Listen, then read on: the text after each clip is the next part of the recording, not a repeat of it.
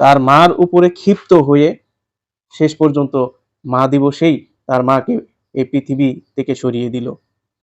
বিশ্বজুড়ে যখন মা দিবস পালিত হচ্ছিল, ঠিক সেই সময়েই এক কুলাঙ্গার সন্তান ছুরি দিয়ে কুপিয়ে হত্যা করলো তার মাকে। যেখানে সন্তানরা বিভিন্নভাবে বিভিন্ন উপায়ে মাকে খুশি করার জন্য বিভিন্ন কৌশল অবলম্বন করতেছিলেন, ঠিক সেই মুহূর্তে মোশাররফ নামের এক ছেলে মাকে কুপিয়ে হত্যা করেছে। ঘটনাটি ঘটেছে ফেনীতে। শুধু মাকে হত্যা করেই ক্ষান্ত হয়নি, সে তার বাবা এবং বোনকে কুপিয়ে গুরুতর জখম করেছে। জানা গেছে ছেলেটি ছিল মাদকাসক্ত। তার মা তাকে ভালো করার জন্য, ভালো পথে আনার জন্য বকাঝকা করলে তার মার উপরে ক্ষিপ্ত হয়ে শেষ পর্যন্ত মা দিবসেই তার মাকে এই পৃথিবী থেকে সরিয়ে দিল। আসলে একের পর এক এমন সব ঘটনা আমাদের সামনে চলে আসতেছে, যে ঘটনা কখনোই মেনে নেওয়ার মতো না।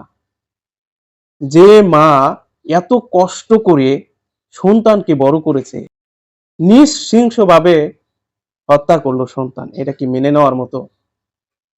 আপনারাই বলেন। একটা পরিবারের সবচেয়ে আপনজন হচ্ছে মা। সেই মাকে জীবন দিতে হলো তার সন্তানের হাতে।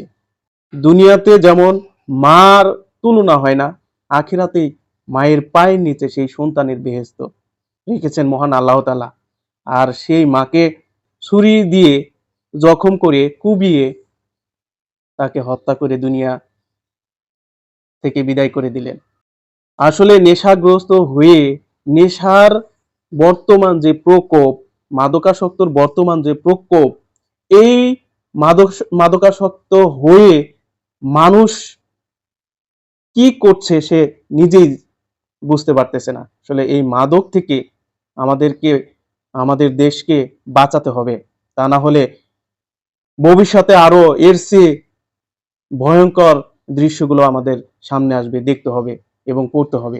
ভিডিওটি সবাই শেয়ার করে দেবেন। যে ব্যবস্থা গ্রহণ করলে মাদকাসক্ত বন্ধ হবে, সেই ব্যবস্থাগুলোই আমাদেরকে নিতে হবে।